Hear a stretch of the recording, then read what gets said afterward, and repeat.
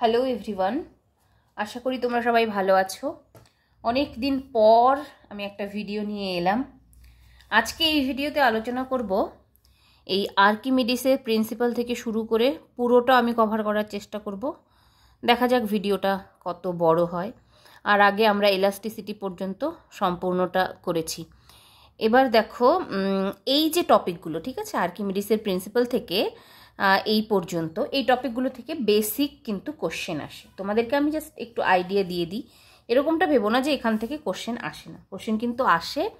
এবং এখানে যে বিভিন্ন ধরনের ফর্মুলা রয়েছে, সেই ফর্মুলা বেস কোশ্চেন আসে। তো আমি এটার থিওরিটাও আলোচনা করব এবং তোমাদেরকে একটু গাইড করে দেব যে তোমরা কী ধরনের প্রবলেম এখান থেকে মানে প্র্যাকটিস করবে, যাতে এখান থেকে সমস্ত কোশ্চেন আনসার করতে পারো।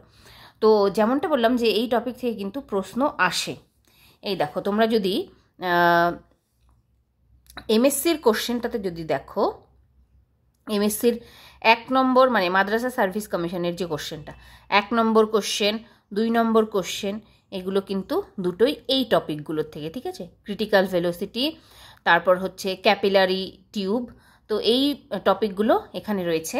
আর হচ্ছে এখান থেকে আরও একটা কোশ্চেন এসেছিল 90, মানে শুরু এবং শেষ এই টপিকগুলো দিয়ে করেছে। এই 90 নম্বরের প্রশ্নটাও কিন্তু এই টপিক থেকে এসেছিল। এবং এসএলএসটি কোশ্চেনের যদি আমি কথা বলি, এসএলএসটিতেও এসেছিল। এসএলএসটিতেও 3টে প্রশ্ন এসেছিল, 34, ঠিক আছে, 34 একটা কোশ্চেন, তারপর 35, 36, এই 3টে কোশ্চেন এসেছিল হচ্ছে এই টপিক থেকে। তাহলে আমরা দেখলাম এমএসসি অর্থাৎ মাদ্রাসা সার্ভিস কমিশনে 3টে কোশ্চেন এসেছিল এই টপিকগুলোর থেকে, এবং WBSLSTতেও কিন্তু 3টে কোশ্চেন এসেছিল। অবশ্যই তাহলে এই টপিকগুলো ইম্পর্টেন্ট এবং আহামরি কঠিন কিছু না, এটাই হচ্ছে এই টপিকের বড় দিক। আলোচনা করব থিওরি এবং তোমাদেরকে বলে দেবো তোমরা কোথা থেকে কিভাবে প্রিপারেশন করবে। যেহেতু এখন খুব বেশি সময় নেই, তাই কিন্তু তোমরা প্রত্যেকেই সেলফ স্টাডির ওপর গুরুত্ব দেবে, ঠিক আছে।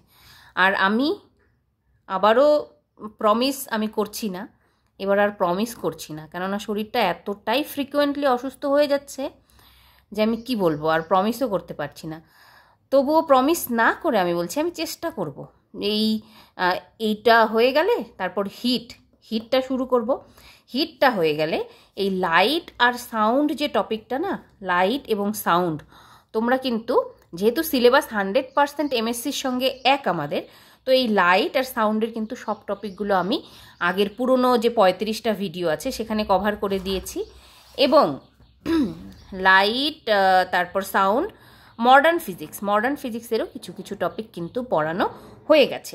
তো এইগুলো আমি এখন আর করার হয়তো সময় পাবো না ডিউ টু আমার অসুস্থতা। তো আমি এই ম্যাগনেটিজম এটাও করিয়ে দেওয়ার চেষ্টা করব, ঠিক আছে।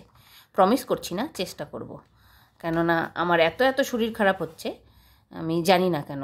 2-1 জনে ভাবতে পারো, আশা করি ভাববে না 2-1 জনে, তবুও যদি ভাবো আমি একটু আমার রিপোর্টটা দেখিয়ে দিই। এবং রিপোর্টটা কেন দেখাচ্ছি, তোমরা বেশিরভাগই আমার থেকে বয়সে অনেক ছোট হবে, মোটামুটি 5-7 বছরের তো ছোট হবেই, কিন্তু আমরা যদি আমাদের লাইফস্টাইলটা চেঞ্জ না করি না, তাহলে আজকালকার দিনে কিন্তু খুবই অসুবিধে। আমার যেমন আমার ফুড হ্যাবিটটা মোটামুটি ঠিকঠাক, আমার লাইফস্টাইলের মধ্যে ভুল যেটা ছিল সেটা হচ্ছে মানে ফিজিক্যাল অ্যাক্টিভিটি কম, হাঁটা চলা, তারপর মনে করো একটু সকাল সন্ধ্যা একটু ওয়াকিং, যোগা, এক্সারসাইজ, এই টাইপের কিছু, সেটা খুব কম ছিল। তাই জন্য বিভিন্ন রকমের প্রবলেম দেখা দিচ্ছিল। মাঝখানে তো এমন হয়েছিল, আমি তোমাদেরকে রিপোর্টটা দেখাচ্ছি, তার বেসিসে বলছি। আর এটা বলার এই কারণেই দরকার যে তোমরাও না এখন থেকে একটুখানি সাবধান হয়ে যাবে।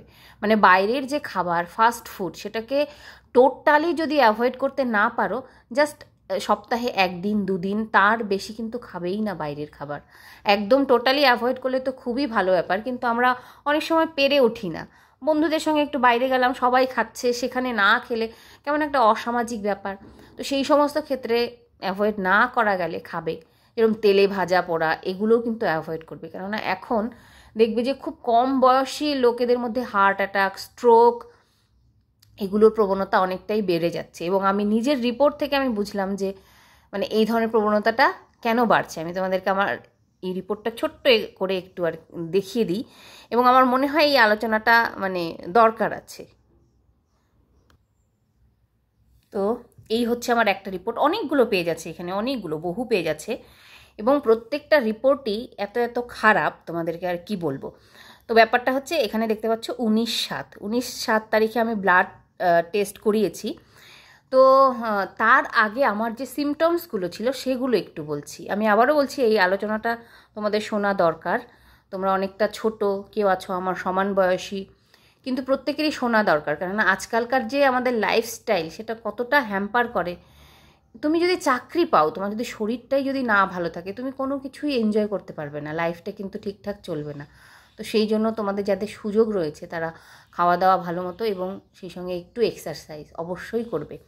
তো এটা আমি 19/7 তারিখে ব্লাড টেস্টটার মানে করিয়েছিলাম।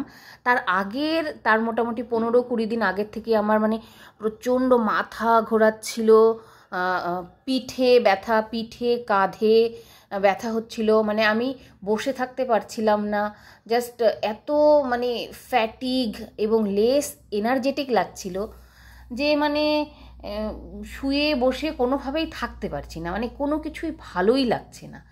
তো তারপর ভাবলাম যে হয়তো মেয়েদের তো হরমোনাল চেঞ্জ হয়, হয়তো হরমোনাল চেঞ্জের জন্য বা আদার্স কিছু জন্য ঠিক হয়ে যাবে। এরকম করে করে দেখছি 5 দিন, 7 দিন, 10 দিন, 15 দিন দেখলাম। যখন 15 দিন হয়ে গেল তখন ভাবলাম যে না, এর তো কিছু একটা সুরাহা করা দরকার। তখন ডাক্তারের কাছে গেলাম। ডাক্তারের কাছে যাওয়ার পরে ব্লাড টেস্ট দিল। এটা হচ্ছে IgE লেভেল, এটা হচ্ছে কিছু একটা অটো ইমিউন অ্যালার্জেটিক ডিজিজ কিছু। তো যেটার হচ্ছে জেনারেল রেঞ্জ 100, আমার এসেছে 719, এবং আরও কিছু দেখাচ্ছি। এটাই ছিল সেই আসল কারণগুলো। এই যে ট্রাইগ্লিসারাইড যেটা, সেটা আমার 400-র মতো ভ্যালু এসছে, মানে 394 মানে 400। তো এই ভ্যালুটার নর্মাল ভ্যালু হচ্ছে ফিমেলদের ক্ষেত্রে 0 to 150। তো এটা যখন এই 400টা যখন 500 হয়ে যায়, সেটা মানে ভীষণ রকমের ডেঞ্জারাস। যখন তখন স্ট্রোক হতে পারে, ব্রেন স্ট্রোক হতে পারে, যখন তখন হার্ট অ্যাটাক হতে পারে।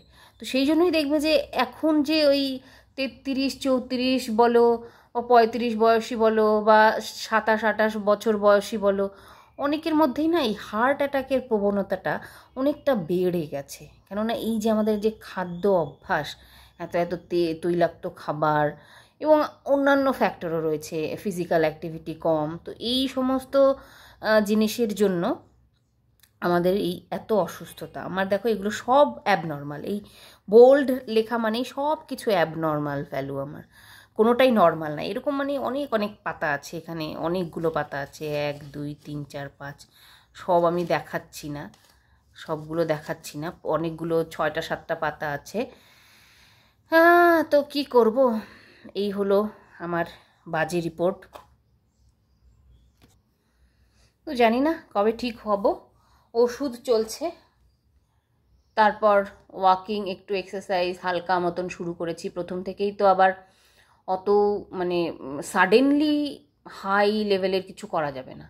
তাই জন্য মানে তোমাদেরকে বারবার বলছি, তোমরা যারা অল্প বয়স্ক আছো তারাও কিন্তু এই ফুড হ্যাবিটটাকে ঠিক করবে এবং এক্সারসাইজ দুটোই কম্পালসারি, শুধুমাত্র একটা দিয়ে কিন্তু হয় না।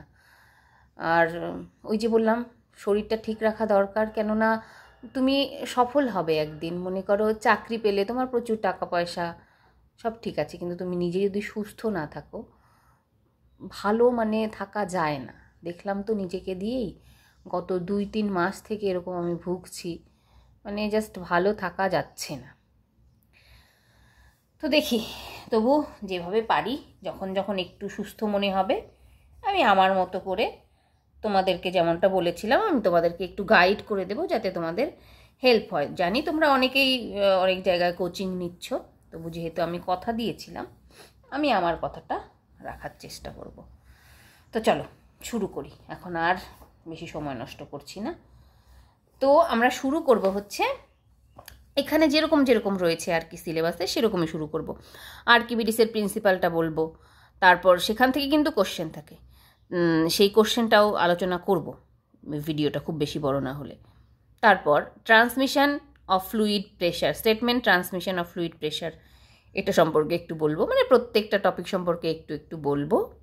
এবং শেষে এর জন্য এর যে নিউমেরিক্যালসগুলো তার জন্য আমি আলাদা কোনো ভিডিও বানাবো না, এই ভিডিওরই শেষে আমার যে বইটা রয়েছে সেখান থেকে প্রশ্ন এবং উত্তর তোমাদেরকে দেখিয়ে দেবো যে এই লেভেলের তোমরা প্রিপারেশান করলে এখান থেকে সব প্রশ্নের উত্তর করতে পারবে। ঠিক আছে, চলো শুরু করা যাক।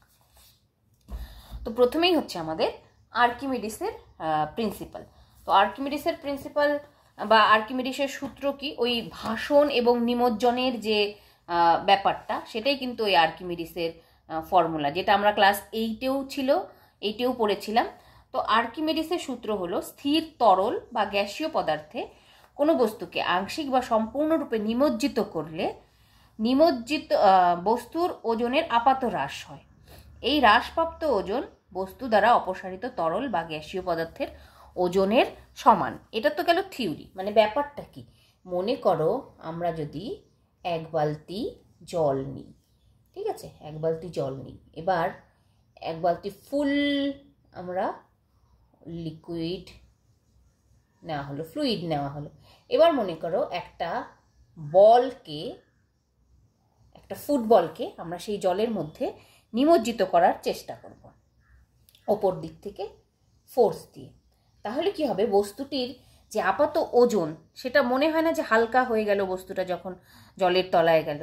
এইবার সেই যে বস্তুর ওজনের আপাত যে হ্রাস, সেটাও আর্কিমিডিসের প্রিন্সিপালের অন্তর্গত। মানে কোনো বস্তুকে আমরা যদি স্থির তরল বা গ্যাসীয় পদার্থে আংশিক বা সম্পূর্ণরূপে নিমজ্জিত করি, বস্তুটির ওজনের আপাত হ্রাস হয়। এই হ্রাসপ্রাপ্ত ওজন বস্তু দ্বারা অপসারিত তরল বা গ্যাসীয় পদার্থের ওজনের সমান। এবার যখনই আমরা এই বলটাকে এখানে আমরা প্রবেশ করানোর চেষ্টা করব, এই বস্তু কর্তৃক কিছুটা তরল অপসারিত হবে, তাই না, কিছুটা তরল বাইরে চলে আসবে। আর্কিমিডিস বলেছে এই যতটা তরল বাইরে চলে আসলো আর এই যে এর আপাত ওজনের হ্রাস হলো, সেই হ্রাসটা বস্তু কর্তৃক অপসারিত তরলের ওজনের সমান হবে। ঠিক আছে, এটাই হচ্ছে আমাদের আর্কিমিডিসের প্রিন্সিপাল। আর এটা কিন্তু একটু ভালো করে বুঝতে হবে। আর্কিমিডিসের প্রিন্সিপাল, এই যখন আমরা বস্তুটিকে যখন ডোবানোর চেষ্টা করছি, বস্তুটা কিন্তু উপরের দিকে একটা আপ থ্রাস্ট ফিল করবে, তাই না। এবার আমরা লিখতে পারি এখানে W0 is equals two W minus W prime. এই W প্রাইমটা হচ্ছে আপ থ্রাস্ট আর W0টা হচ্ছে apparent weight of the body, মানে যেটা হচ্ছে আপাত হ্রাস হলো সেটাই অ্যাপারেন্ট ওয়েট। আর এই W প্রাইমটা হচ্ছে আমাদের আপ থ্রাস্ট। ঠিক আছে, তো W0, এই W weight is equals to কি লিখতে পারি আমরা, আবার বস্তুটার ওয়েট আমরা লিখতে পারি হচ্ছে এই W বস্তুটার ওয়েট, এটা হচ্ছে আপ থ্রাস্ট, এটা হচ্ছে অ্যাপারেন্ট ওয়েট। এটা তোমরা নিজেদের খাতায় লিখে রেখো, এটা কিন্তু দরকার। আর্কিমিডিসের প্রিন্সিপাল থেকেও কখনো উত্তর মানে প্রশ্ন আসে, যদি থিওরিটা না জানো তাহলে কিন্তু উত্তর করতে পারবে না। তাহলে W0, এই ওয়েটটাকে আমরা আবার কি লিখতে পারি, ওয়েটটাকে লিখতে পারি হচ্ছে W is equals two mg, তাই তো। m ইজ ইকুয়ালস টু আবার হচ্ছে ভলিউম ইন্টু ডেন্সিটি ইন্টু জি, ভি রো জি লিখতে পারি, মাইনাস W প্রাইমকে কি লিখতে পারি, এটা সিগমা জি, ভি রো জি আর ভি সিগমা জি। এই সিগমাটা কি, সিগমাটা হচ্ছে বস্তুর ঘনত্ব বা ডেন্সিটি, বস্তুর ডেন্সিটি, আর এই রোটা যে লিকুইডটা রয়েছে সেই লিকুইডের ডেন্সিটি। ওকে, এবার দেখো কিছু কিছু কেস রয়েছে, যে সেই কেসটা আমি ছোট্ট করে মেনশন করে দিচ্ছি, তোমাদেরকে অবশ্যই মনে রাখতে হবে। আর সেটা ডিটেলস যদি কোথাও পাও অবশ্যই নিজেদের বই থেকে পড়ে নেবে। তো ডিটেলসটা কি, মানে কেসটা কি, যখন এই ডাব্লুটা গ্রেটার দেন ডাব্লু প্রাইম হয়, ডাব্লুটা ডাব্লু প্রাইমের থেকে যখন বড় হয়, তখন কি হবে, এই যে বস্তুর ঘনত্ব এটা গ্রেটার দেন এটা হবে, মানে বস্তুর ঘনত্বটা যখন জলের ঘনত্ব থেকে বেশি হবে তখন কি হবে, বস্তুটা ডুবে যাবে, সিঙ্ক হয়ে যাবে। ঠিক আছে। এবার আরেকটা কেস, যখন W less than W prime, তার মানে যখন জলের ঘনত্ব বস্তুটার ঘনত্বের থেকে বেশি হবে, তখন কি হবে, বডিটা পার্শিয়ালি ইমার্স হবে, বডিটা পার্শিয়ালি ইমার্স হবে। আবার একটা কেস, যখন W is equals to W prime, অর্থাৎ দুটো যখন সমান হবে, সমান হয়ে গেলে কি হবে, কোনো নেট ফোর্স অ্যাপ্লাই হবে না বডিটার ওপর, no net force on the body, ঠিক আছে। আর এক্ষেত্রেও কিন্তু সিগমা লেস দ্যান রো, আর এই ক্ষেত্রেও সিগমা লেস দ্যান রো। আর এই থার্ডের ক্ষেত্রে কি হবে, বডিটা ফ্লোটস করবে কিন্তু ফুললি ইমার্জ হয়ে, ঠিক আছে। তো এই কেসগুলো তোমাদের ডিটেলসে তোমাদের যে বই আছে সেখান থেকে কিন্তু অবশ্যই পড়তে হবে, it's very very important topic. Okay, চলো এবার চলে যাব। হ্যাঁ, তাহলে বলে দিলাম এখান থেকে আর্কিমিডিসের থেকে কিন্তু প্রশ্ন আসে। কি ধরনের প্রশ্ন আসে আমি তোমাদেরকে দেখাবো। 2016-তে এসেছিল। কি জানতে হবে, এই যে ফর্মুলাটা জানতে হবে, এই ফর্মুলাটা জানতে হবে। তারপরের যে গল্পটা, ওই ডাব্লু সমান সমান, W greater than W prime, এই বিষয়গুলো জানতে হবে। তো আমাদের নেক্সট টপিক হচ্ছে আমাদের statement transmission of fluid pressure. তো ফ্লুইড প্রেশারের যে ফর্মুলাটা, সেটাই আমাদেরকে জানতে হবে। সেটা তোমাদেরকে আমি আমার বই থেকে দেখিয়ে দিচ্ছি 2 নম্বরের জন্য। তো এই যে ফর্মুলাটা প্রেশার, হ্যাঁ কি আছে, স্টেটমেন্ট, ব্যাপারটা কি আছে আমাদের, statement transmission of fluid pressure. Fluid প্রেশারের জন্য যে স্টেটমেন্টটা বা ফর্মুলাটা বলতে পারি আমরা, সেটাই হচ্ছে জানতে হবে আমাদের। তাহলে প্রেশার হচ্ছে force per unit area F/A।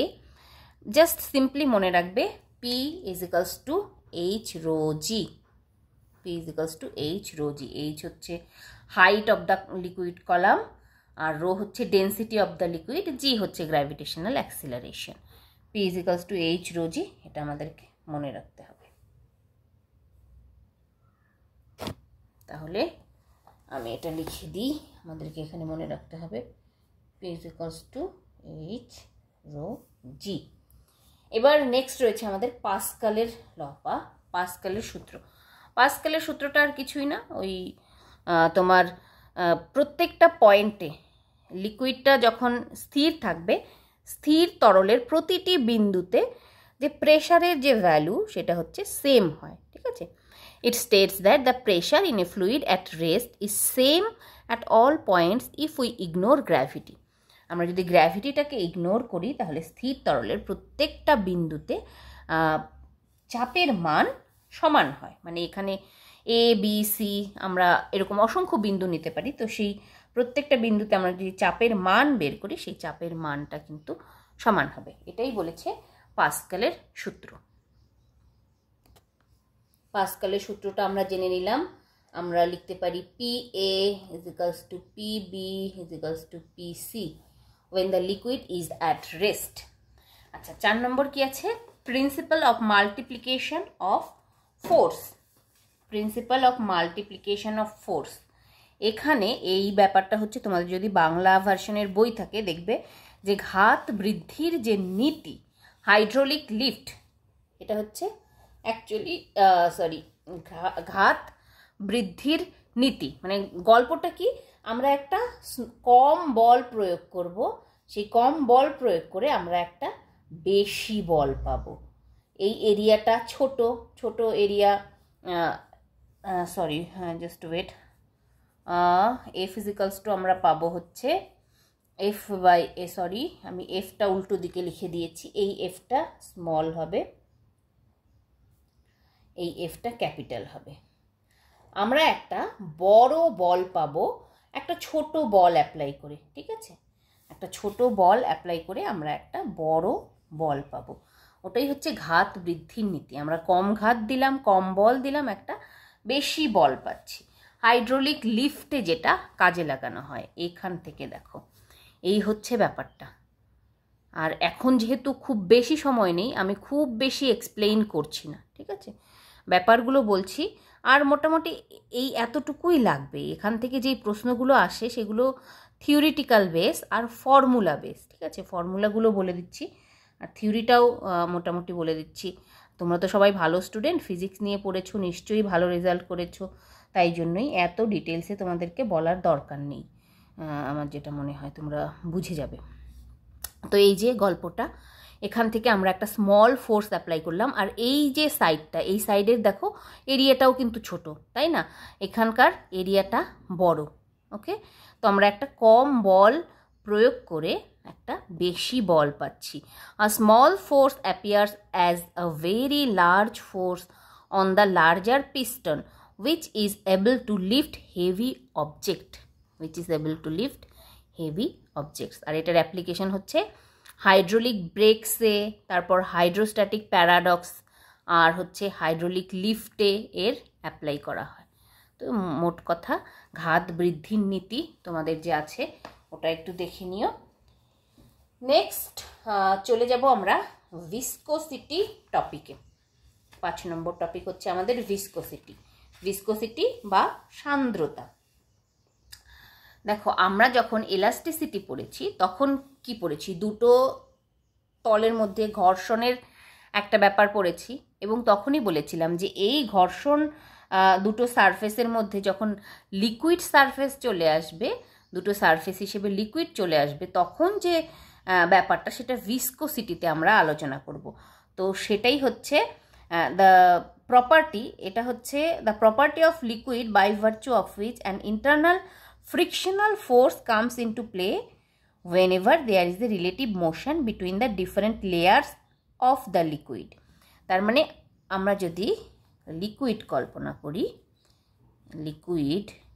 লিকুইডের যে কোনো দুটো লেয়ার যদি নেই, সেই দুটো লেয়ারের মধ্যে যে ফ্রিকশনাল ফোর্স, সেটাই হচ্ছে আমাদের ভিসকোসিটির জন্য হয়। ঠিক আছে?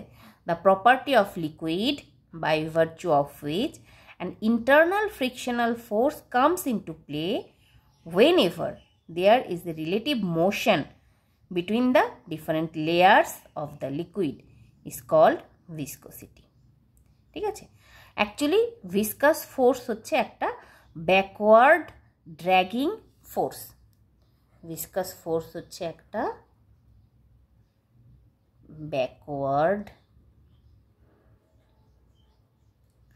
Dragging force. ঠিক আছে? তো ভিসকোসিটির গল্পটা কখন আসে আমাদের ফিজিক্সে? যখন লিকুইডের মধ্যে দুটো লেয়ার থাকে এবং লেয়ারের মধ্যে হচ্ছে ইন্টারনাল ফ্রিকশন যখন আসে গল্পে আমাদের, সেই যে প্রপার্টিটা সেটাই হচ্ছে ভিসকোসিটি বা সান্দ্রতা। বাংলা হচ্ছে সান্দ্রতা, আর সারফেস টেনশন হচ্ছে পৃষ্ঠটান। The property of liquid or fluid by virtue of which an internal frictional force comes into play when there is a relative motion between the different layers of the liquid। মানে লিকুইডের দুটো লেয়ারের মধ্যে যখনই হচ্ছে relative motion থাকবে তখনই কিন্তু সেখানে ভিসকোসিটির গল্প চলে আসবে।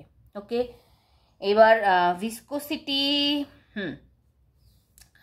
ভিসকোসিটি আর যেটা বললাম যে এটা হচ্ছে viscosity is mainly হচ্ছে একটা dragging force, backward dragging force. Okay, তো এই ব্যাকওয়ার্ড ড্র্যাগিং ফোর্স বা ভিসকাস ফোর্সটা যে এরিয়া যে হয়, the area of cross section of the layers, এই লেয়ারগুলোর যে এরিয়া হবে সেই এরিয়ার সঙ্গে সমানুপাতি। ঠিক আছে? এবং the velocity gradient between the layers, এই যে দুটো লেয়ার কল্পনা করেছি আমরা, এই যে দুটো লেয়ার কল্পনা করেছি তার তো ভেলোসিটি থাকবে, আর ভেলোসিটি গ্র্যাডিয়েন্ট হচ্ছে, ভেলোসিটি যদি ডিভি হয় আর সেটার হচ্ছে মনে করো গ্র্যাডিয়েন্ট হচ্ছে ব্যাপারটা, গ্র্যাডিয়েন্ট ভেলোসিটি গ্র্যাডিয়েন্ট হচ্ছে ডিভি বাই ডিএক্স। এই ডিএক্সটা হচ্ছে এই সারফেস থেকে এক্স আর মনে করো এক্স প্লাস ডিএক্স। আচ্ছা, তোমাদেরকে ছবিটা দেখাচ্ছি তাহলেই বুঝতে পারবে। এই একটা ছবি, ঠিক আছে? এখানে হচ্ছে এক্স ডিস্টেন্সে একটা লেয়ার কল্পনা করেছে, আর একটা লেয়ার হচ্ছে এক্স প্লাস ডিএক্স ডিস্টেন্সে। তো এই যে লেয়ারটা বা তলটা, তার একটা এরিয়া থাকবে, তার একটা গতিবেগ থাকবে। লেয়ার মানে কি? একটা তরলের লেয়ার। তো সেই তরলটা তো ফ্লো হচ্ছে বা স্থির, এখানে স্থির বলতে মানে তার একটা কনস্ট্যান্ট ভেলোসিটিতে সে মুভ করছে। তো সেই ক্ষেত্রে ভি প্লাস ডিভি, তার ভেলোসিটিটা এই পয়েন্টে ভি প্লাস ডিভি আর এই পয়েন্টে হচ্ছে ভি। আর যে বললাম ভিসকাস ড্র্যাগিং ফোর্স যেটা কাজ করবে সেটা হচ্ছে ফ্লো এর উল্টো দিকে, এদিকে যদি ফ্লো হয় তার উল্টো দিকে একটা ভিসকাস ড্র্যাগিং ফোর্স এফটা হচ্ছে কাজ করবে। ঠিক আছে, এবার যেটা বললাম যে সেটার ভেলোসিটি গ্র্যাডিয়েন্ট হচ্ছে ডিভি ডিএক্স, ভেলোসিটি গ্র্যাডিয়েন্টের সঙ্গে সমানুপাতিক, সেই ভিসকাস ড্র্যাগ ফোর্সটা এর সঙ্গে সমানুপাতিক আর ভেলোসিটি গ্র্যাডিয়েন্ট ডিভি ডিএক্স এর সঙ্গেও সমানুপাতিক। ঠিক আছে, তাহলে আমরা লিখতে পারি দুটো সমানুপাতিক চিহ্ন উঠিয়ে আমরা এভাবে একসঙ্গে করে লিখতে পারি এফ ইজিক্যালস টু এ ডিভি ডিএক্স বা এফ ইজিক্যালস টু ইটা এ ডিভি ডিএক্স। এই সমানুপাতিক চিহ্ন উঠিয়ে সমান সমান লিখলাম, একটা ধ্রুবক আসলো, এই ধ্রুবকটাকে বলে হচ্ছে coefficient of viscosity, coefficient of viscosity বলে। ঠিক আছে, তো ডেফিনিশন আমাদের হয়ে গেছে। ইউনিটটা কি হবে দেখো। আচ্ছা, এর আগে আমাদের একটা মাইনাস সাইন দিতে হবে। কেন মাইনাস সাইন? ওই যে ডিরেকশনটা, ভিসকাস ড্র্যাগের ফোর্স এদিকে আর ভেলোসিটি হচ্ছে এদিকে, তাই জন্য এর আগে একটা মাইনাস সাইন আসবে। ওকে, এবার কোএফিশিয়েন্ট অফ ভিসকোসিটির যদি ডেফিনিশন আমাদেরকে বলে, তাহলে আমরা যদি এটাকে 1 ধরি, সরি ডিভি ডিএক্সটাকে যদি 1 ধরি, তাহলে sorry F is equals to minus eta হয়ে যাচ্ছে, তাই তো।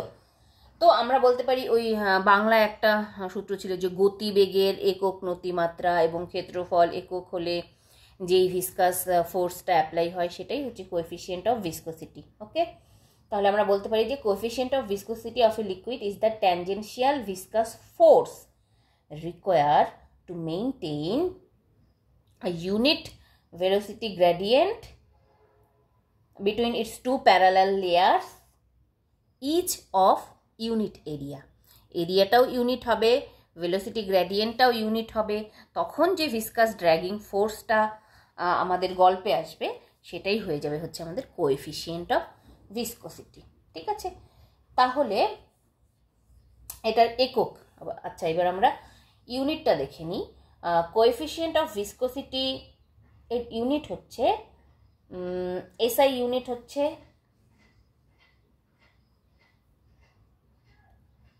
Newton second metre to the power -2। কীভাবে হলো দেখো, ফোর্সের একক হচ্ছে নিউটন, ঠিক আছে, আর এটার একক হচ্ছে, এরিয়ার একক হচ্ছে মিটার স্কোয়ার। তো এটা যখন এইদিকে যাবে তখন সেটা হচ্ছে মিটার টু দি পাওয়ার -2 হবে।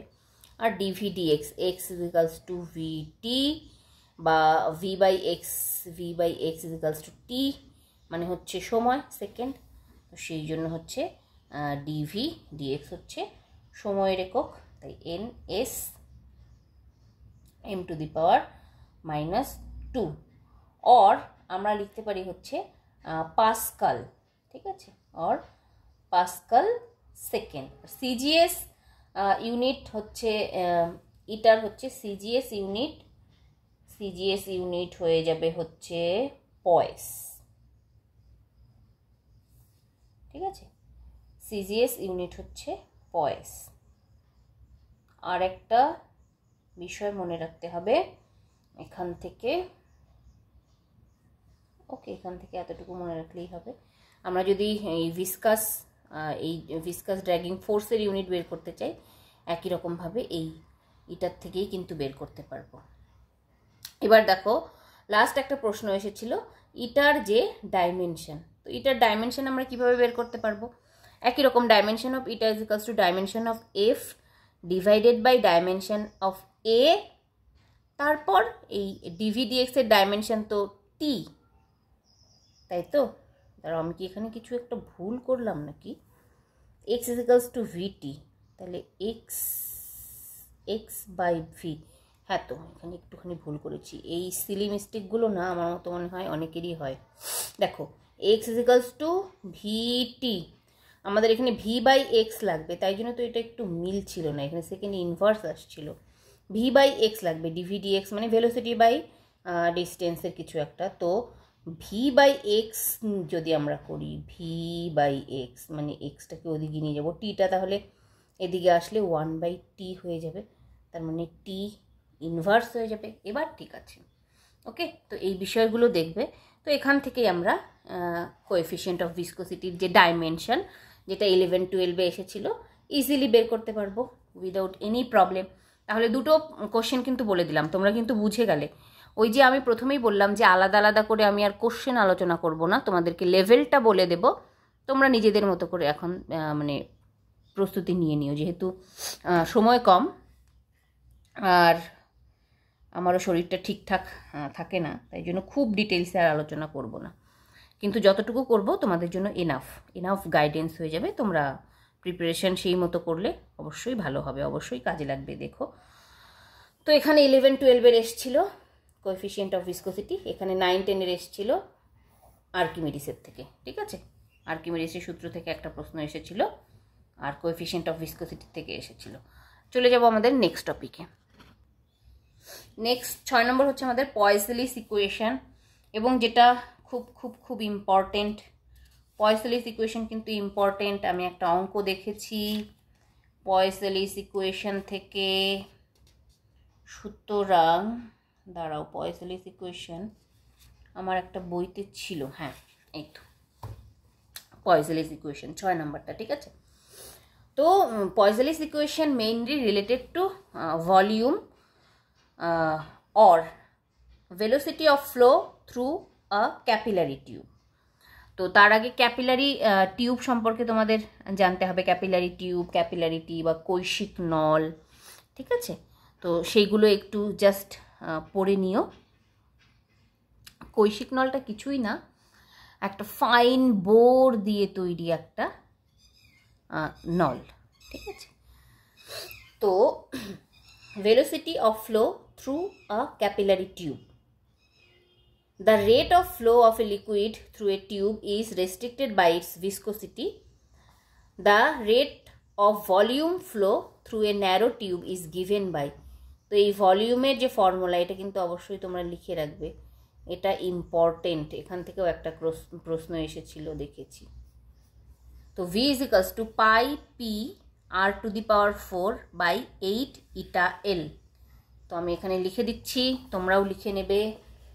v, এই ভিটা হচ্ছে volume, the rate of volume flow through a narrow tube, v is equals to pi p r to the power 4 divided by 8 eta l, 8 eta l। টার্মগুলো কি কি? ভিটা তো বলে দিলাম ভলিউম, পিটা হচ্ছে pressure, difference in pressure between the ends of the tube, L হচ্ছে length of the tube, r হচ্ছে রেডিয়াস অফ দ্য টিউব, আর ইটাতে হচ্ছে coefficient of viscosity, pi P r to the power 4 by 8 eta L. Very very important এই ফর্মুলাটা। এটাই হচ্ছে পয়সেলিস equation. 7 নম্বর কি আছে? Streamline and turbulent. এটাও আমি আমার বইয়ের থেকে শেয়ার করে দিচ্ছি, সিম্পলি স্ট্রিমলাইন অ্যান্ড টার্বিউলেন্ট। এই তো স্ট্রিমলাইন অ্যান্ড টার্বিউলেন্ট ফ্লো। এটা হয়তো তোমরা জানো, সহজই আছে। যখন আর কি এই যে তরলটা প্রবাহিত হচ্ছে, ঠিক আছে, এই দেখো, এই যদি আমরা একটা ধারারেখ প্রবাহ আর কি যেটাকে বলে, স্ট্রিমলাইন হচ্ছে ধারারেখ প্রবাহ। এই একটা রেখার এই প্রত্যেকটা দেখো, প্রত্যেকটা বিন্দুতে যে ভেলোসিটি সেগুলো হচ্ছে সমান, ঠিক আছে।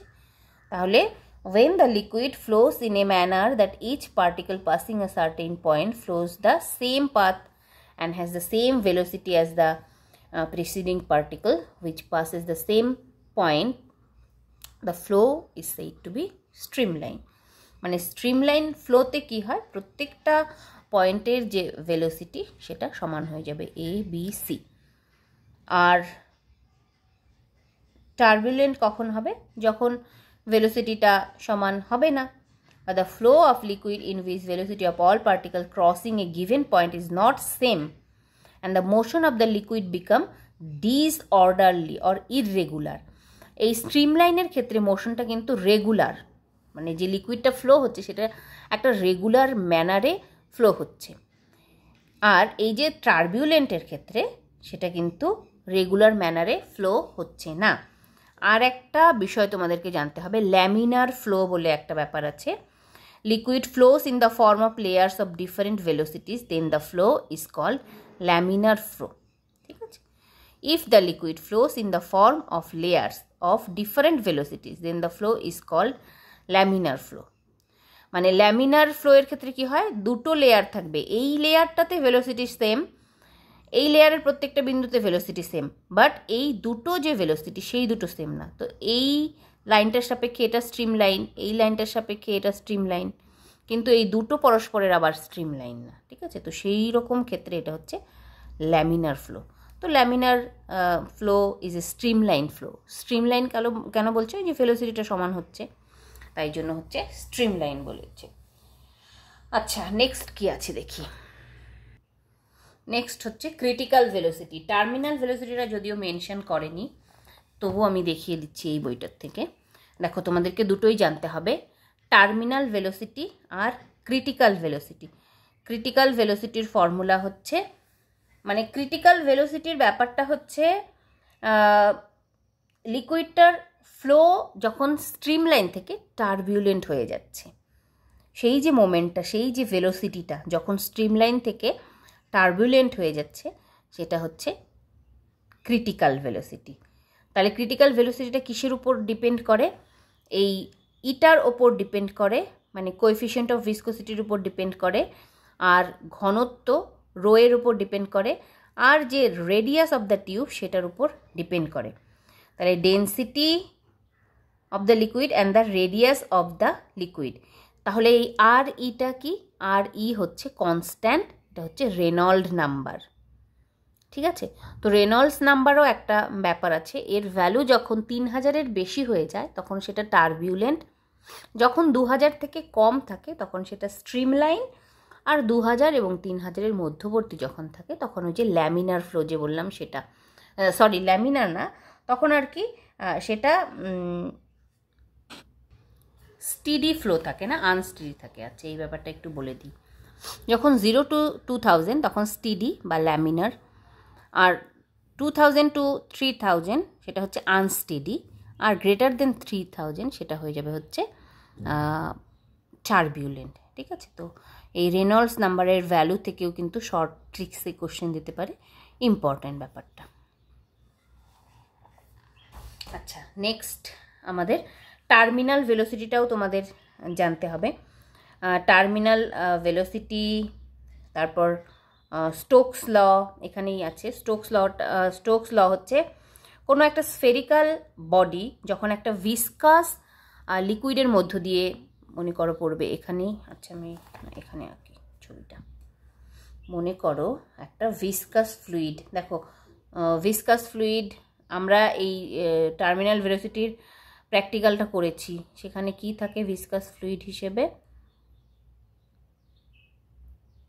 সেখানে গ্লিসারিন থাকে, গ্লিসারিন ছিল, তাই না? একটা ঘন রকমের একটা লিকুইড, তার মধ্যে দিয়ে আমরা স্টিল বল ফেলে দিতাম। স্টিল বল মনে করো কলেজে করেছো বা স্কুলে করেছো। তো এই গ্লিসারল বা গ্লিসারিন সেটা হচ্ছে একটা ভিসকাস ফ্লুইডের এক্সাম্পল। তো এই স্টোকস ল বলো, টার্মিনাল ভেলোসিটি বলো, এগুলো ওই ভিসকাস ফ্লুইড রিলেটেড কিন্তু আসবে, নর্মাল ফ্লুইড রিলেটেড কিন্তু না।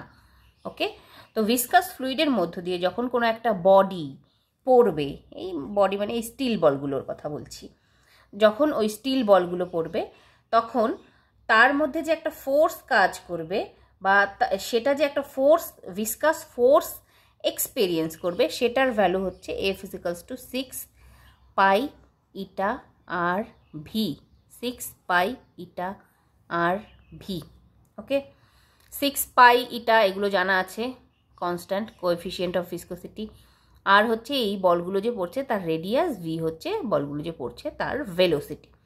আর এফ এর কথা বললাম ওই যে ভিসকাস ফোর্স যেটার মধ্য দিয়ে পড়ছে। তো এর আগেও আমরা একটা ভিসকাস ফোর্স এর কথা আলোচনা করেছি, সেটা কিন্তু আলাদা, আবার এটা হচ্ছে আলাদা। আর এই যে লটা সেটা হচ্ছে স্টোকস ল, ঠিক আছে, STOKES, স্টোকস ল। এটা কিন্তু লাগবে, ইম্পর্টেন্ট, স্টোকস ল থেকেও কোশ্চেন আসে, ওকে, লাগবে, ইম্পর্টেন্ট। চলো এবার এখানে একটা গল্প আমি শর্টলি বলছি। গল্পটা কি হয়, এই ভিসকাস, আচ্ছা আমার এটা ছবিটা আঁকানো আছে, ওখান থেকে বলি, তাহলে সময়টা অপচয় কম হবে। এখান থেকে বলি, এখান থেকে এক্সপ্লেন করে দিচ্ছি। দেখো, স্টোকস ল থেকে আমরা দেখলাম F = 6 পাই ইটা আর ভি বা ভিটি, সেটা হচ্ছে টার্মিনাল ভেলোসিটি। টার্মিনাল ভেলোসিটিটা আমরা বের করতে পারবো এই ফর্মুলা দিয়ে। এবার বিষয়টা হচ্ছে, এটা হয়তো আমি কাউকে বোঝাচ্ছিলাম, এই জন্য আবার পেন্সিল দিয়ে এখানে লেখা আছে, যাই হোক এটা রাফ খাতা একটা। তো এই যে স্টিল বলটা একটা ভিসকাস লিকুইডের মধ্য দিয়ে পড়ছে, এই বলটার নিজস্ব একটা ওয়েট থাকবে। সেই ওয়েটটা কোন দিকে কাজ করবে? নিচের দিকে। ওপরের দিকে ওই যে আর্কিমিডিসের সময় বলেছিলাম, এবং অন্য আরেকটা সময় বললাম যে একটা আপথ্রাস্ট কাজ করে, একটা আপথ্রাস্ট কাজ করবে। এবং এই লিকুইডটা যেহেতু ভিসকাস লিকুইড, একটা ভিসকাস ফোর্সও কিন্তু কাজ করবে ওপরের দিকে। তাহলে আমরা লিখতে পারি, এই নিচের দিকে একটা ফোর্স দেখতে পাচ্ছি বা ডাব্লিউ দেখতে পাচ্ছি, একটা wait, the force due to its weight, W = FV plus FU। এটাই লেখা আছে, W = FV plus FU। Net force on the body is 0 starts, আচ্ছা ওয়েট এটা আমি পরে বলছি। এবার যে ভিসকাস ড্র্যাগ ফোর্স যেটা, সেটা হচ্ছে FV। FVর মান হচ্ছে স্টোকসের ল অনুযায়ী 6 পাই ইটা আর ভি। আর W = আমরা কি লিখতে পারি? W = লিখতে পারি আমরা হচ্ছে W = M × G। এখানে লিখি, পেন্সিল দিয়েই লিখি, W = M × G, তাই তো? M মানে হচ্ছে মাস, মাস হচ্ছে ডাল ইন্টু ভাত, মানে ডেন্সিটি ইন্টু ভলিউম। ভলিউমের এই যে বলটা, সেটার বা হচ্ছে ফর্মুলাটা কি হয়ে যাবে? ভলিউমের ফর্মুলা হয়ে যাবে 4/3 পাই আর কিউব, তাই তো? 4/3 পাই আর কিউব। আর ডেন্সিটিটা হয়ে যাবে হচ্ছে আমাদের, প্রথমে সিগমা ধরি, তারপরে আর এই জি, সেখান থেকেই পেয়েছি W = 4/3 pi r cube sigma g. এবার আপথ্রাস্ট যেটা হবে, সেটা হচ্ছে due to the viscous liquid, তার যে একই রকমভাবে তার ডেন্সিটি, তার ভলিউম, যদি আমরা তার ডেন্সিটি রো ধরি, ভলিউম হয়ে যাবে 4/3 পাই আর কিউব ইন্টু জি। ওকে, মানে আপথ্রাস্ট যেটা বলের, স্টিল বলটার উপরে পড়ছে, সেটার ভ্যালু এটা। এবার আমরা প্রত্যেকটা মান যদি বসিয়ে যদি আমরা ক্যালকুলেশন করি, তাহলে আমরা টার্মিনাল ভেলোসিটি VT = পেয়ে যাব 2/9 r² sigma minus rho g by eta. আশা করি এই ইকুয়েশন প্রত্যেকেই অলরেডি করে নিয়েছো ডিরাইভ, কোনো সমস্যা নেই। যেটা জানতে হবে সেটা হচ্ছে এই লাস্টের পয়েন্টগুলো, ঠিক আছে? এগুলো একটু তোমরা এখান থেকে জাস্ট একবার পড়ে নিও, ভিডিওটা একটু পজ করে জাস্ট পড়ে নিও, কোনো ব্যাপার না। এবং খুব খুব ইম্পর্টেন্ট কিন্তু এই কনসেপ্টগুলো, ইম্পর্টেন্ট কনসেপ্টগুলো ক্লিয়ার না হলে কিন্তু প্রশ্নের উত্তর করতে পারবে না, ঠিক আছে? এগুলো অত্যন্ত ইম্পর্টেন্ট কনসেপ্ট। এভাবে লিখে লিখে একটা একটা করে কিন্তু কেউ বলবে না, কোথাও বলবে না, কিন্তু বইতে পাবে। তোমাদের মতো করে প্রিপেয়ার করতে হবে। এখানে এক্সাম্পলও দেওয়া আছে। চলো এবার চলে যাব পরের টপিকে। Stokes law for highly viscous fluid হয়ে গেল 6 পাই ইটা আর ভি। স্টোকস ল হচ্ছে F = 6 পাই ইটা আর ভি টি। এটাই হচ্ছে টার্মিনাল ভেলোসিটি।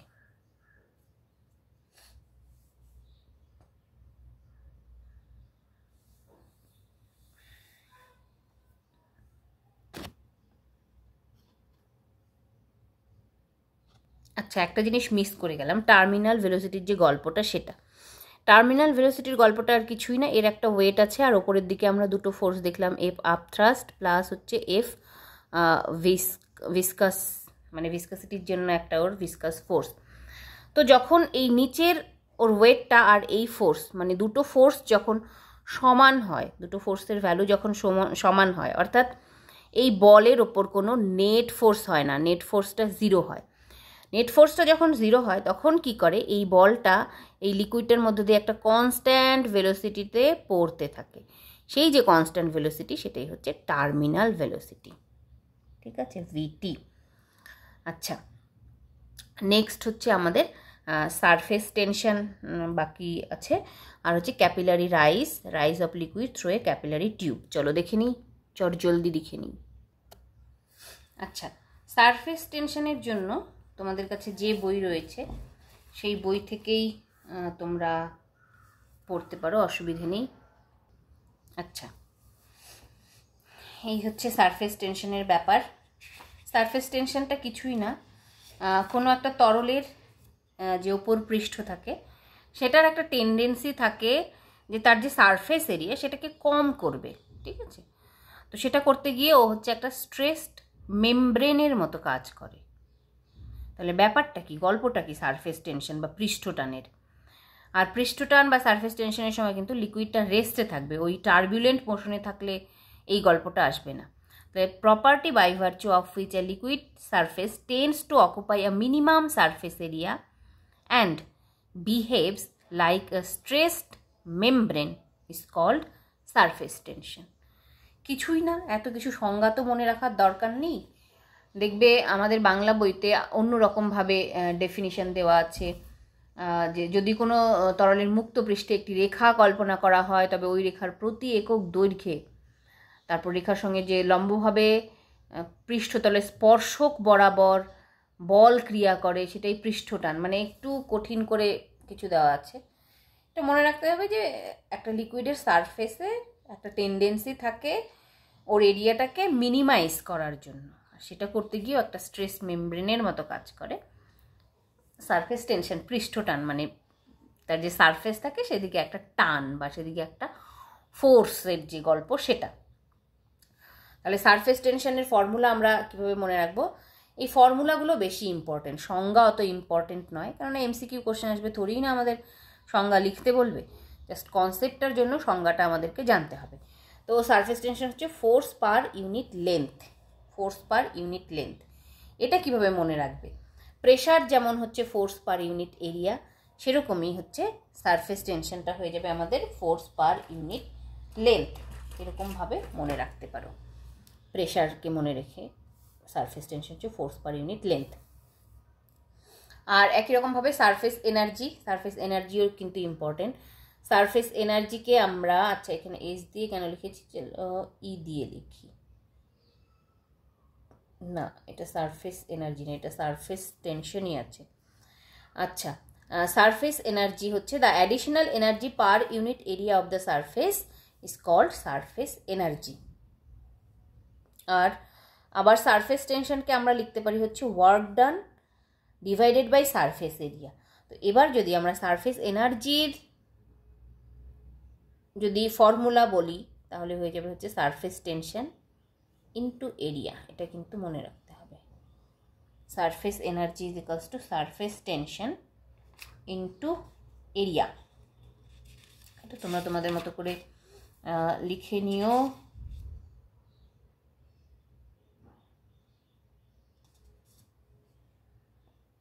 আচ্ছা, আমি এই বই থেকে এটা শেয়ার করে দিচ্ছি। পরের যে বিষয়গুলো সেগুলো, আচ্ছা ক্যাপিলারি রাইজ, তারপর হ্যাঁ এই ক্যাপিলারি রাইজটা এখান থেকে, এই বিষয়টা আমি এই বই থেকে বলে দিচ্ছি। আর সারফেস এনার্জি বললাম, এখান থেকে কিন্তু এটাও তোমাদেরকে মনে রাখতে হবে, pressure inside A bubble or drop of a liquid, pressure P is equals two 4T/R। এই টিটা কিন্তু সারফেস টেনশন, এটা আমরা এস দিয়েও মনে রাখতে পারি, 4S/R বা 2S/R। 2S/R কখন হবে? In case of A drop. আবার যখন সেটা বাবল হয়ে যাবে বা সোপ বাবল হয়ে যাবে তখন 4T/R। এবার হচ্ছে আমাদের অ্যাঙ্গেল অফ কন্ট্যাক্ট, এটা একটু তোমরা তোমাদের বই থেকে পড়ে নেবে। আর রাইজ অ্যান্ড ফল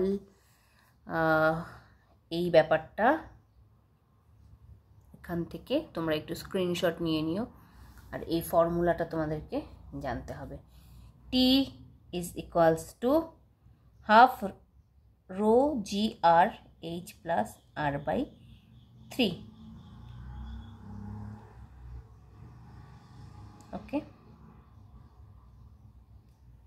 আরেকটা বিষয় যেটা লাস্ট শেয়ার করছি, এখান থেকে আরেকটা বিষয় যেটা জানতে হবে যাতে আমাদের কোনো কিছু মিস না হয়ে যায়, সেটা হচ্ছে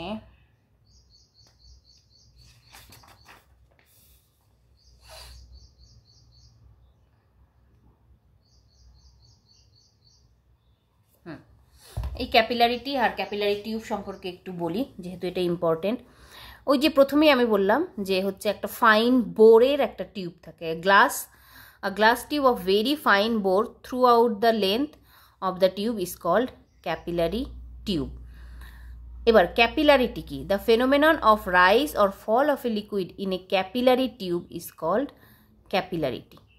ক্যাপিলারিটির বাংলা খুব সম্ভবত কৈশিকতা বা কৈশিক ক্রিয়া, মানে যেখানেই কোনো একটা নলের মতো সিস্টেম থাকবে এবং সেখানে ফাইন বোর মানে তন্তু টাইপ, ফাইন তন্তুর কিছু ব্যাপার স্যাপার থাকবে, সেটাই হচ্ছে কৈশিকতা চলে আসবে, সেখানে ক্যাপিলারিটির ব্যাপার চলে আসবে।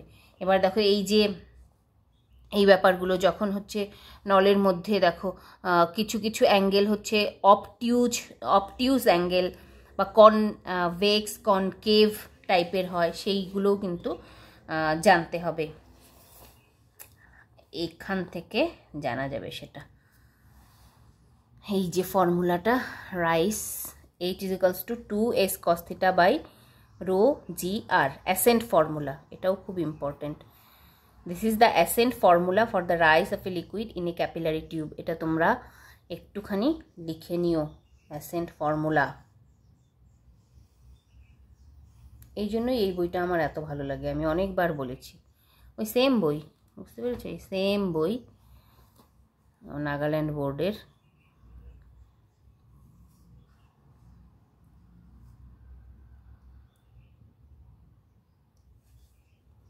চলো তাহলে এবার আমি তোমাদেরকে কিছু প্রশ্ন দেখিয়ে দিই, ঠিক আছে, যে কী ধরনের প্রশ্ন তোমরা এখান থেকে প্রিপেয়ার করবে।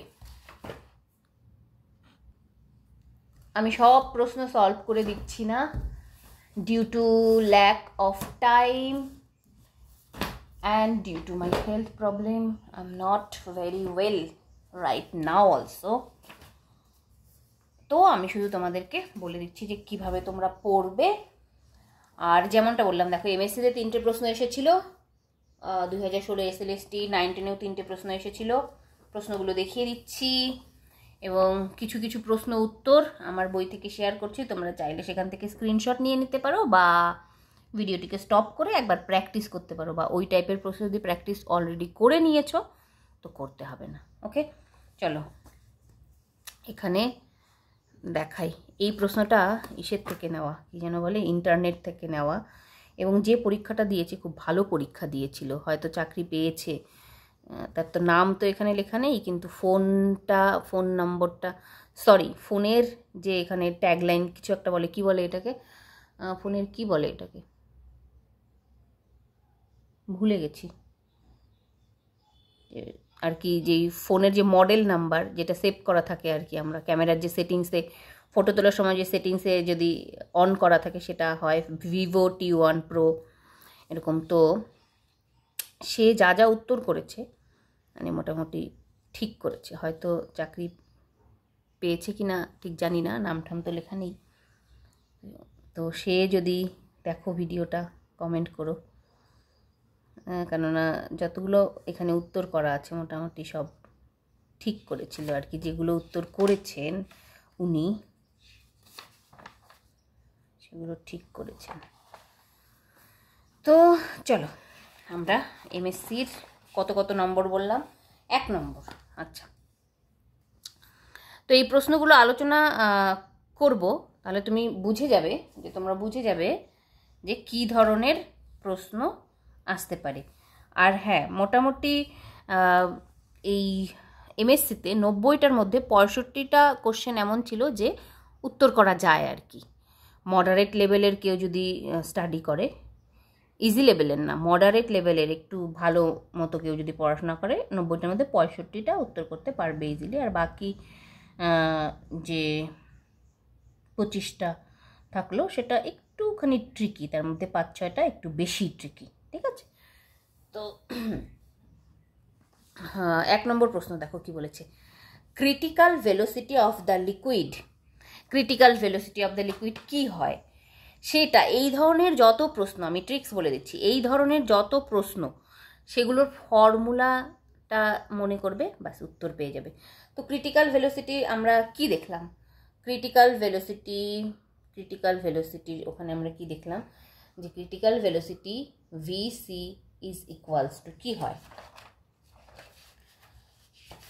আমি তো নিজেই ভুলে গেলাম ক্রিটিক্যাল ভেলোসিটির জায়গায় কি দেখলাম, জাস্ট ওয়েট। হ্যাঁ, ক্রিটিক্যাল ভেলোসিটি VC আমরা দেখলাম হচ্ছে R eta by rho D, R eta by rho D, R eta by rho D. D হচ্ছে D for diameter, rho density, coefficient of viscosity, আর হচ্ছে আমাদের রেনল্ডস নাম্বার। তো আমরা যদি ফর্মুলাটা জানি, এই উত্তরটা আমরা করতে পারবো কি পারবো না বলো? অবশ্যই পারবো। তো এইখানে প্রশ্নটা একটু গড়বড় টাইপের, ঠিক আছে? ডাইরেক্টলি দেখো, ডায়ামিটারের সঙ্গে রেডিয়াস, তার মানে ডায়ামিটারটা যদি এখানে বাড়ে তাহলে ক্রিটিক্যাল ভেলোসিটিটা কমবে, সেটা একটা উত্তর। আবার রোটা যদি বাড়ে তাহলেও কিন্তু ক্রিটিক্যাল ভেলোসিটি কমছে, যেহেতু ব্যস্তানুপাতি সম্পর্ক। তাহলে আমরা কি করব, আমরা এই রোয়ের সঙ্গে যেহেতু সরাসরি সম্পর্ক আছে সেটা উত্তর করব। Critical velocity of the liquid decreases when density increases. ডেন্সিটিটা যখন ইনক্রিজ করবে, ক্রিটিক্যাল ভেলোসিটিটা ডিক্রিজ করবে। আমরা এটা দিয়ে আসব, তারপরে আমি জানি না কি হবে, আমার মনে হচ্ছে এটা হতে পারে critical velocity of the liquid decreases when density increases. কিন্তু এটাও তো হতে পারে ডায়ামিটার আর রেডিয়াস এই সম্পর্কটা ধরে, যে যখন রেডিয়াসটা ইনক্রিজ করছে তখনও তো ক্রিটিক্যাল ভেলোসিটি ডিক্রিজ করবে। এই অপশনটাও তো রয়েছে, ডিক্রিজেস ওয়েন রেডিয়াস ইনক্রিজেস। হ্যাঁ, রেডিয়াসটা যখন ইনক্রিজ করবে তখনও তো ক্রিটিক্যাল ভেলোসিটি ডিক্রিজ বা ইনক্রিজ করার কথা রেডিয়াসের সঙ্গে। যাই হোক, তোমরা এটা বলো, ঠিক আছে? I am confused and this type of formula based question important. গেল। এবার 2 নম্বর প্রশ্ন দেখো, water rises to a height of 10 cm in a capillary tube and mercury falls to a depth of, আচ্ছা এখানে বলে দিই, ঠিক আছে? আমি একটা ব্যাপার স্কিপ করে গেছি, এখানে আমি বলে দিচ্ছি, তোমরা অবশ্যই পড়ে নেবে। ওই জল আর হচ্ছে তোমার পারদ, যে ওই কাচের ক্যাপিলারি টিউব দিয়ে যে ওঠানামার যে গল্পগুলো, ঠিক আছে, অ্যাঙ্গেলগুলো, পারদের গল্প, জলের গল্প, সিলভার এর গল্প, এগুলো হচ্ছে কিন্তু অবশ্যই তোমরা একটুখানি পড়ে নিও, ঠিক আছে? যদিও সিলেবাসে নেই, কিন্তু ভেতরের টপিক কিন্তু ইম্পর্টেন্ট। আচ্ছা, water rises to a height of 10 cm, mercury falls this capillary if the density of the mercury is this. আচ্ছা, এটাও তো আমরা দেখলাম, ওই যে অ্যাসেন্ট ফর্মুলা, যেটা তোমাদেরকে বললাম যে অ্যাসেন্ট ফর্মুলা ইম্পর্টেন্ট, জাস্ট সেই ফর্মুলাটা দিয়েই আমাদের এটা হয়ে যাবে। আচ্ছা, আমি তোমাদেরকে বলে দিচ্ছি, দেখো এখানে কি বের করতে হবে। এই যে 2s cos θ বাই রো আর জি, এই S1 বাই S2, H দেওয়া আছে, রো আমরা জানি জলের ঘনত্ব 1, আর হচ্ছে এখানে পারদের ঘনত্ব দেওয়া আছে, আর এই যে cos θ অ্যাঙ্গেলটা বলা আছে, ঠিক আছে? তো এই ফর্মুলাটার থেকেই কিন্তু তোমরা ওই উত্তরটা করতে পারবে। হ্যাঁ, একটুখানি এটা হাই লেভেলের এসেছিল, কেউ যদি অ্যাসেন্ট ফর্মুলা না করে তাহলে এটার উত্তর করতে পারবে না। তো যাই হোক, এটা হচ্ছে অ্যাসেন্ট ফর্মুলা থেকে, আশা করি তোমরা পারবে। তোমরা এটার উত্তর বলবে কমেন্টে যে কত পেলে। আচ্ছা, এরপরে 90 নাম্বার যে অঙ্কটা সেটা আমি সমাধান করে রেখেছি যাতে সময় নষ্ট না হয়। তোমরা একটুখানি দেখে নিও, স্ক্রিনশট নিয়ে আনসারটা করে নিও, ঠিক আছে? 90 নাম্বারটা তো হয়ে গেল, এটা complete. Okay, now let's move on. 2016 কততে এসেছিল, কততে 34, 35, 36। আচ্ছা, 34 নম্বর প্রশ্ন। তরলে পূর্ণ নিমজ্জিত বস্তুর ঘনত্ব যদি সংশ্লিষ্ট তরলের ঘনত্বের সমান হয়, ওই যে বলেছিলাম ডাব্লু আর ডাব্লু প্রাইম গ্রেটার দেন, এখানে বলেছে W prime is equals to W, তাহলে কি হবে গল্পটা? বস্তুটি তরলে আংশিক ডুববে, বস্তুটি ডুবে যাবে, পাত্রের তলদেশে পৌঁছাবে না, এটা তো হবেই না। বস্তুটি তরলে আংশিক ডুবে থাকবে না, কোনো অংশই ডুববে না, এটাও হবে না, এটাও হবে না, তাহলে বস্তুটি তরলের মধ্যে ডুবে যাবে, তরলের মধ্যে কোনো স্থানে ভাসবে, এটা হবে, ঠিক আছে? চলো 35 নম্বর। ধারা রেখা প্রবাহে in case of streamline flow the difference in pressure heads between two ends of a capillary tube of radius a depends on, ওই যে আমাদের কি পয়সেলিস যে ইকুয়েশনটা ছিল, পয়সেলিস equation, v is equals to pi p r to the power 4/8 eta l। তো এখান থেকে আমরা যদি এখানে কি বলেছে radius, after all the pressure heads, এই প্রেশার আর রেডিয়াস এটার ডিপেন্ডেন্সিটা কি, রেডিয়াসটাকে এদিকে নিয়ে আসো, তাহলে r to the power -4, রেডিয়াসটা এখানে a লিখেছে, তাহলে a to the power -4। ওকে, ওই যে বললাম একদম ফর্মুলা বেস কোশ্চেন আসে এখান থেকে, এখান থেকে যত ফর্মুলা আসে সব অবশ্যই পড়তে হবে, পড়তেই হবে। চলো এবার 36 নম্বর। কাচের প্লেটের উপর পারদের ফোঁটার স্পর্শবিন্দুতে তরলের অভ্যন্তরে অঙ্কিত কোণটি, এটি হচ্ছে পারদের ব্যাপার বলেছে, তো পারদের ক্ষেত্রে মনে রাখবে এটা হচ্ছে পারদের ক্ষেত্রে স্থূলকোণ হবে, জলের ক্ষেত্রে হয়ে যাবে হচ্ছে সূক্ষ্মকোণ। ওকে, এটাও বলে দিলাম, বাস এখান থেকে এটা শেষ। এবার লাস্ট আমি আমার বই থেকে, আমার বিউটিফুল সা পেয়ারা সা বই থেকে তোমাদেরকে কিছু প্রশ্নের লেভেল দেখাবো। আমি বলছি না যে এই প্রশ্নগুলোই আসবে, আমি জাস্ট তোমাদেরকে লেভেল দেখাবো। And all of you are very good student as you have done your BSc and MSc in physics or in chemistry. I have faith on you all, তোমরা অবশ্যই করে নেবে। আর আমি ডিটেলসে বলছি না, কারণটা তোমরা সবাই জেনে গেছো, এবার আমি রিপোর্ট দেখিয়ে দিয়েছি, আর সময় তো নেই, তো আমি লেভেলটা বলে দিচ্ছি যে কোন লেভেলের তোমরা প্রিপারেশন করবে। আচ্ছা, এটা কি লাগবে? Example, A base rectangular vessel measures what is the thirst on the base. হ্যাঁ, করতে পারো, এই লেভেলেরও করতে পারো। Thirst formula based. তারপর 1 নম্বর 2 নম্বরটা দেখো এখান থেকে, 1 নম্বর 2 নম্বর বেশ ছোট্ট ছোট্ট প্রবলেম, ইভেন 4 নম্বর অলসো, 4 নম্বরটা 4 অলসো, স্ক্রিনশট নিয়ে নিতে পারো। আচ্ছা, তারপর এদিক থেকে এগুলো লাগবে না।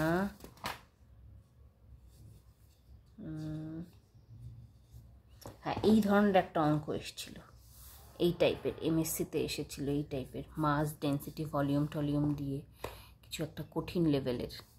তো মোটামুটি যদি এই লেভেলগুলো করতে পারো তোমরা, তাহলে সব পারবে এখান থেকে। আর ফর্মুলাগুলো, ব্যাস এটা হয়ে গেল। এবার that's why I love this book so much. I'm not promoting this book because you will not find in online or even offline. এটা ওল্ড ভার্সনের একটা বই, অনেক পুরনো কালে ইউজ হতো। আচ্ছা, এই যে এই ধরনের যে প্রশ্ন আমাদের বাংলা বইতেও প্রচুর আছে, আমাদের বাংলা বইও অনেক ভালো, অনেক ভালো, ডোন্ট ওয়ারি। তো এই যে ছোট ছোট রেইন ড্রপ মিলে বা ছোট ছোট ড্রপ মিলে 7টা ড্রপ হয়ে যাচ্ছে, 8টা ড্রপ হয়ে যাচ্ছে, বেশিরভাগ ক্ষেত্রে ওই 8টা ড্রপই হয়। 8টা ড্রপ কেন হয়? ওই যে কিউবের একটা ব্যাপার থাকে না, 4/3 পাই আর কিউব, 2 এর কিউব করলে তো 8 হচ্ছে, ওই যে ব্যাপারটা থাকে, এই ধরনের প্রবলেম কিন্তু আমি দেখেছি আসে। সুতরাং ইম্পর্টেন্ট, এবং তোমরাও জানো। আর এখান থেকে 7 নম্বরটাও একটু দেখে নিও। 16, example 16, 17, 18। This book is really very good. তারপর এই পাতাটাও নিয়ে নাও, যাও, সব দিয়ে দিলাম এখান থেকে, সব নিয়ে নাও, নিয়ে ভালো করে তোমরা পরীক্ষা দাও। বাস এই লেভেলের করতে হবে, ওকে? এবং আমার কাছে যা যা সম্পত্তি আছে আমি সবটা দিয়ে দিচ্ছি, তোমরা তোমাদের বেস্ট দাও, ভালো হোক, সবার ভালো হোক। এই বই থেকে হ্যাঁ এই প্রশ্নটা এসেছিল কিন্তু 11, 12, 2016 dimensional formula of coefficient of viscosity. এটা অত মানে ইসে করার কিছু নেই যে এই বই থেকেই আসবে, এটা প্রত্যেকটা বইতেই আছে। সো ডোন্ট ওয়ারি, তোমরা আবার বলতে লেগে যেও না যে এটা কোন বই, এটা কোন বই, এটা কোন বই, এখান থেকে কোশ্চেন এসছে। ব্যাপারটা এরকম না। ব্যাপারটা তুমি যদি বাংলা বইও দেখো, আমাদের যে কোনো বই যদি দেখো, সেখানেই থাকবে ডাইমেনশনাল ফর্মুলা। মানে বলতে যাচ্ছি বেসিক কোশ্চেন আসে, ঠিক আছে? তো এগুলো প্রত্যেকটা স্ক্রিনশট নিয়ে নেবে এবং সলভ করবে। যেগুলো পেন্সিল দিয়ে দাগানো আছে শুধুমাত্র সেইগুলো, ওকে? তারপরে এই পেজ থেকে নিয়ে নাও। এগুলোর আসলে উত্তর করা নেই, তো উত্তর করা থাকলে আমি দিয়ে দিতাম।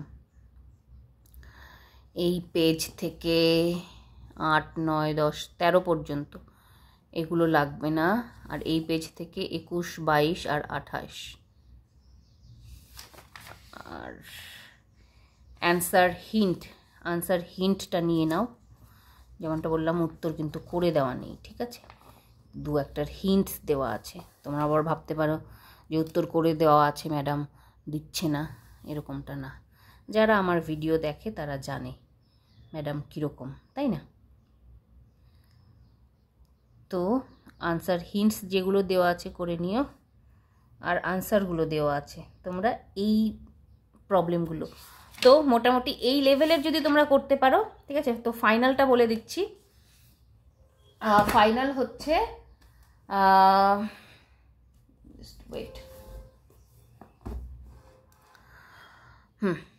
ফাইনাল হচ্ছে তোমরা যেভাবে পড়বে,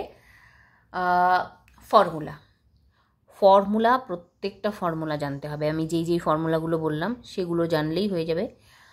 আর হচ্ছে থিওরি, কীরকম গল্প, কি গল্প লুকিয়ে আছে, আর্কিমিডিসের থিওরিতে কি বলেছে, ভিসকোসিটিতে কি কি ঘটনা ঘটছে, দেখবে প্রচুর লাইভ এক্সাম্পল আছে, ডেইলি লাইফ রিলেটেড এক্সাম্পল আছে। সেগুলোও কিন্তু আসতে পারে যদি খুব বেসিক লেভেলের কোশ্চেন করে। এবং হয় কি, খুব বেসিক প্রশ্নগুলো আমরা মানে অনেক সময় পারি না, ঠিকঠাক করে উত্তর করতে পারি না। যেমন ওই যে কৈশিক ক্রিয়ার কথা বললাম, যে ক্যাপিলারিটি, যেটা আমাদের ওই যে প্রদীপের যে সলতে, সেই ব্যাপারটাও কিন্তু ওখানেও কিন্তু কৈশিকতা লুকিয়ে রয়েছে। তো এই ডেইলি লাইফ রিলেটেড অনেক ইভেন্টস দেখবে প্রত্যেকটা ফিজিক্সের প্রত্যেকটা চ্যাপ্টারেই, ওকে? তো মোটামুটি এতটুকু করলেই তোমাদের হয়ে যাবে। আমি যেই কোশ্চেনের লেভেলগুলো দিলাম মোটামুটি ওটা হচ্ছে এক্সট্রিম লেভেল, ওর থেকে বেশি লেভেলের আসলে কিচ্ছু করার নেই। মোটামুটি ওই লেভেলে করলেই তোমাদের একদম 100% নিউমেরিক্যালস প্রবলেম তোমাদের হয়ে যাবে। ওর থেকে হায়ার লেভেলে করার কোনো দরকার নেই, এখন সময়ও নেই, আর ওরকম কোশ্চেন আসবেও না, সবাই জানে। আর ফর্মুলা, থিওরি, ব্যাস এতটুকু করলেই তোমাদের হয়ে যাবে। তো ঠিক আছে, thank you so much for watching the video, and please all of you please pray for me, pray for my good health, যেন আমি খুব শীঘ্রই আরও অনেক ভিডিও তোমাদের সঙ্গে শেয়ার করতে পারি। সবাই খুব ভালো করে পড়ো, সবাই খুব ভালো করে পরীক্ষা দাও। Thank you.